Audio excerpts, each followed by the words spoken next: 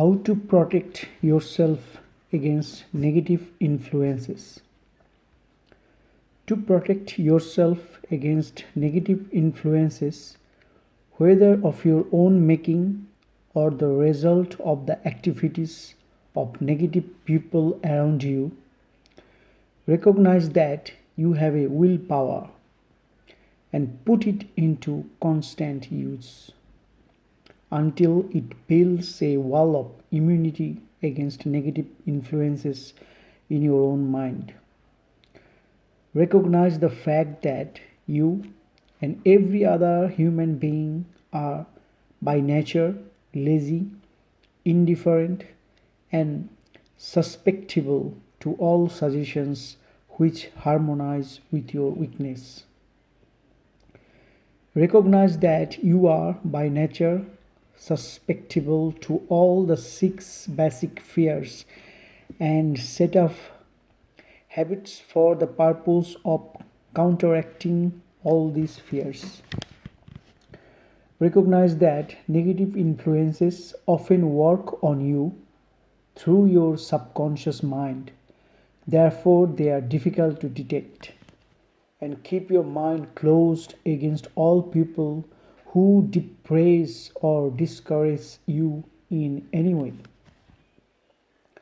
Clean out your medicine chest, throw away all pill bottles, and stop pandering to colds, aches, pains, and imaginary illness. Deliberately seek the company of people who influence you to think and act for yourself. Do not expect troubles, as they have a tendency not to disappoint. Without doubt, the most common weakness of all human beings is the habit of leaving their minds open to the negative influence of other people.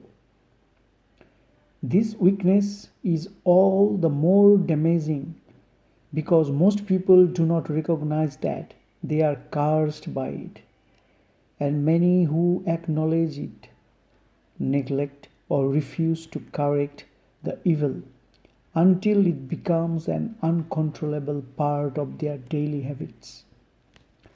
To aid those who wish to see themselves as they really are, the following list of questions has been prepared. Read the questions and state your answers aloud so you can hear your own voice.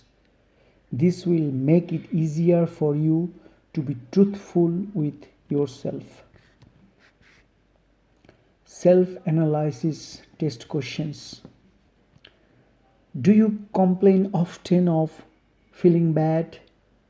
And if so, what is the cause? Do you find fault with other people at the slightest provocation? Do you frequently make mistakes in your work? And if so, why? Are you sarcastic and offensive in your conversation? Do you deliberately avoid the association of anyone? And if so, why? Do you suffer frequently with indigestion? If so, what is the cause? Does life seem futile and the future hopeless to you? If so, why? Do you like your occupation? If not, why? Do you often feel self-pity? And if so, why? Are you envious of those who excel you? To which do you devote most time? Thinking of success or of failure? Are you gaining or losing self-confidence as you grow older? Do you learn something of value from all mistakes? Are you permitting some relative or acquaintance to worry you? If so, why? Are you sometimes in the clouds and at other times in the depths of despondency, in low spirits from loss of hope or courage? That is despondency. Who has the most inspiring influence upon you? What is the cost? Do you tolerate negative or discouraging influences which you can avoid? Are you careless of your personal appearance? If so, when and why?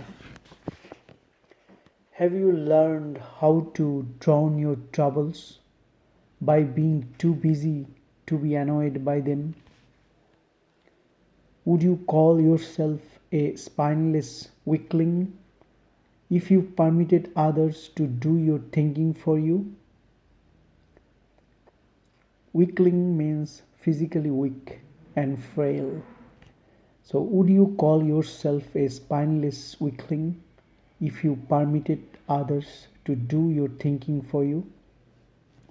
Do you neglect internal bathing until auto intoxication makes you ill tempered and irritable?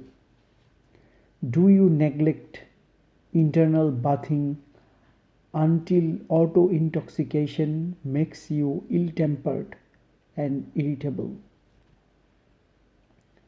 How many preventable disturbances annoy you, and why do you tolerate them? Do you resort to liquor, narcotics, or cigarettes to quiet your nerves? If so, why do you not try willpower instead? Does anyone nag you? If so, for what reason? Nag means harass. Do you have a definite major purpose? And if so, what is it? And what plan have you for achieving it? Do you suffer from any of the six basic fears? If so, which ones? Have you a method by which you can shield yourself against the negative influence of others? Do you make deliberate use of autosuggestion to make your mind positive? Which do you value most, your material possessions or your privilege of controlling your own thoughts? Are you easily influenced by others against your own judgment?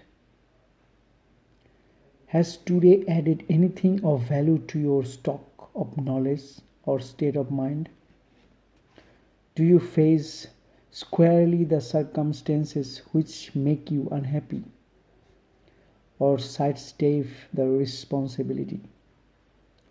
Do you face squarely the circumstances which make you unhappy or sidestep the responsibility?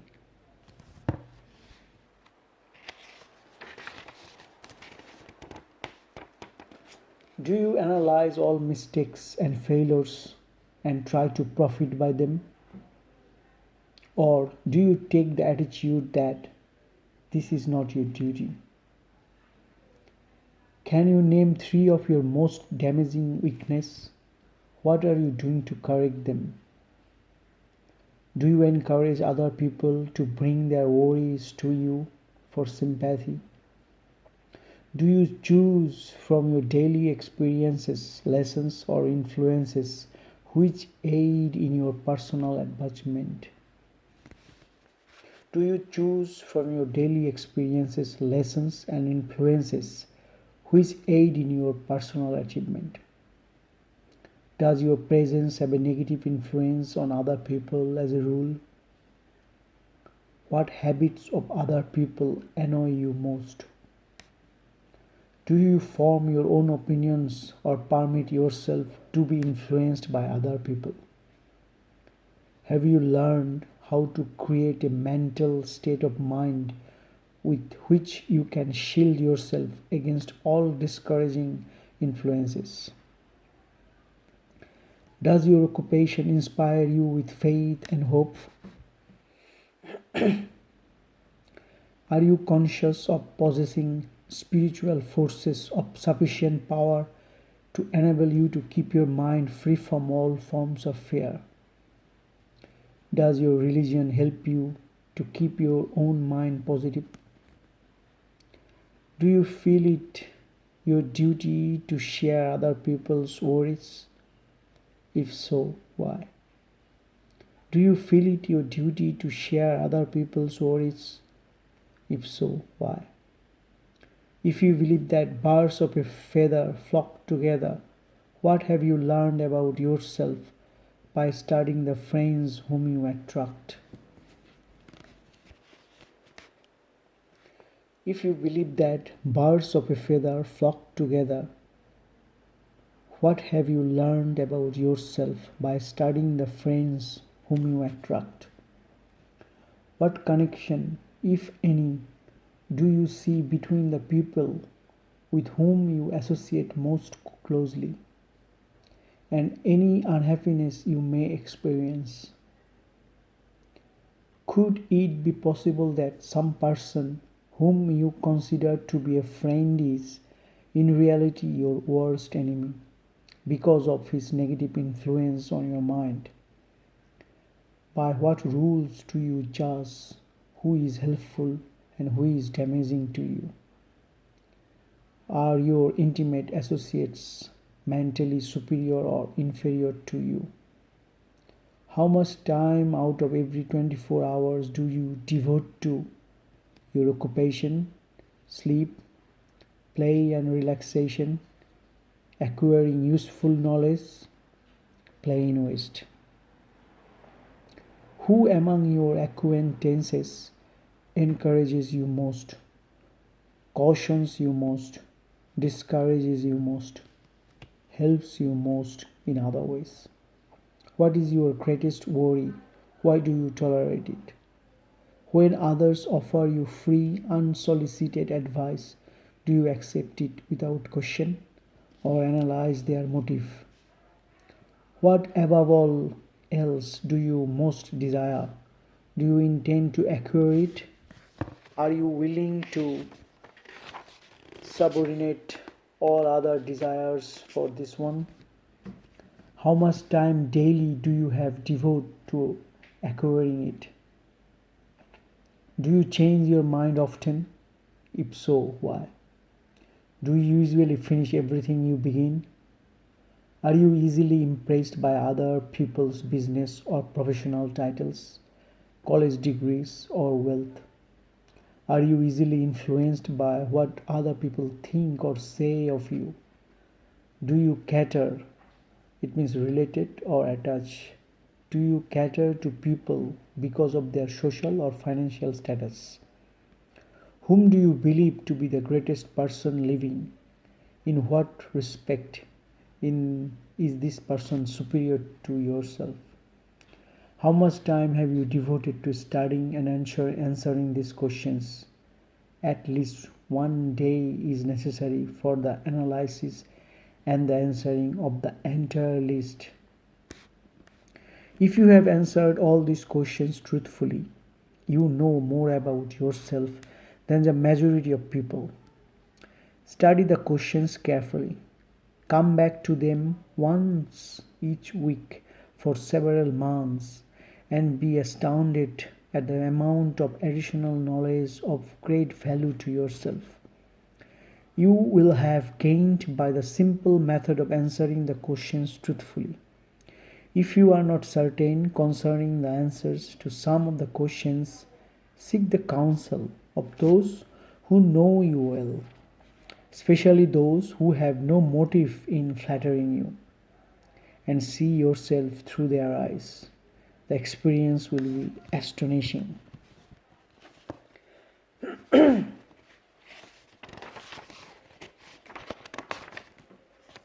You have absolute control over but one thing, and that is your thoughts. This is the most significant and inspiring of all facts known to man. It reflects man's divine nature.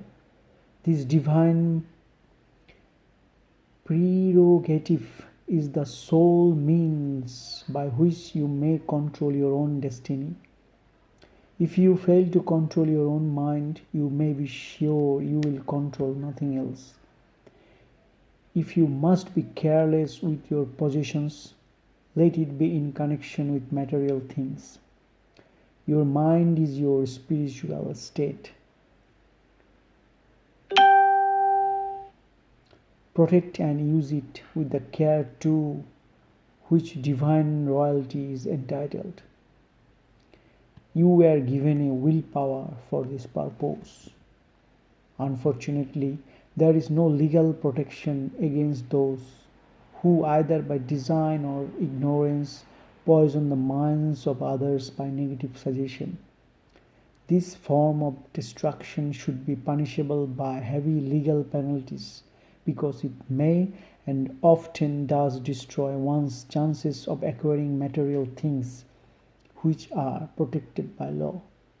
Men with negative minds tried to convince Thomas A. Edison that he could not build a machine that would record and reproduce the human voice because they said no one else had ever produced such a machine.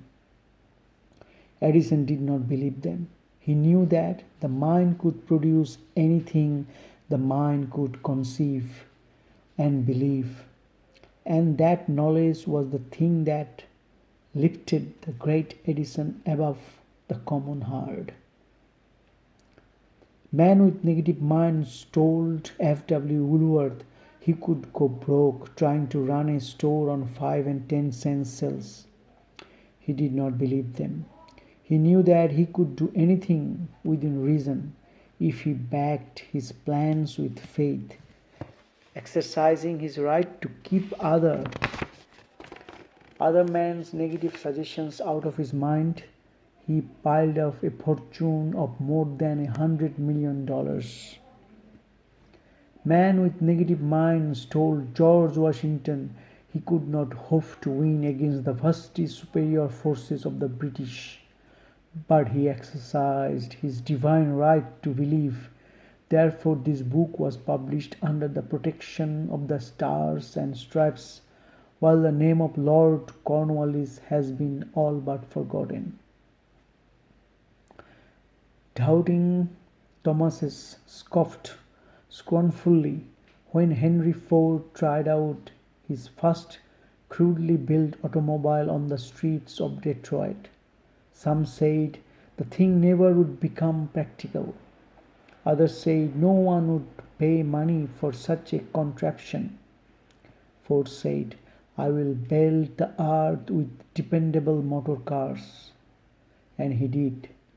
His decision to trust his own judgment has already piled up a fortune far greater than the next 5 generations of his descendants can squander. For the benefit of those seeking vast riches, let it be remembered that practically the sole difference between Henry Ford and a majority of the more than 100,000 men who work for him is this: Ford has a mind and controls it. The others have minds which they do not try to control. Henry Ford has been repeatedly mentioned because he is an astounding example of what a man with a mind of his own and a will to control it can accomplish. His record knocks the foundation from under that time-worn alibi. I never had a chance, Ford never had a chance either, but he created an opportunity and backed it with persistence until it made him richer than Croesus. Mind control is the result of self-discipline and habit. You either control your mind or it controls you. There is no halfway compromise. The most practical of all methods for controlling the mind is the habit of keeping it busy with a definite purpose, backed by a definite plan. Study the record of any man who achieves noteworthy success. And you will observe that he has control over his mind. Moreover, that he exercises that control and directs it toward the attainment of definite objectives. With, Without this control, success is not possible.